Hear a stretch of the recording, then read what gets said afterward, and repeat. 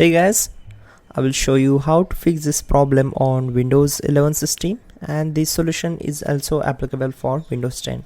So you have to just follow my screen, don't miss any steps, and we will fix this issue together. So in the first step, you need to right click on this start icon, then click on settings.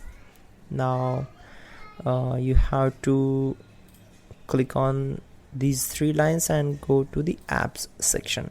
Now just scroll down and go for startup. So apps can be configured to start when you logged in or you start your computer on laptop. So you have to disable all these options from the startup section, the Cortana, Microsoft Edge. So this will reduce usage, and then close this window.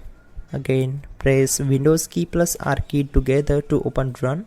You can also go for here, search RUN, and then open it.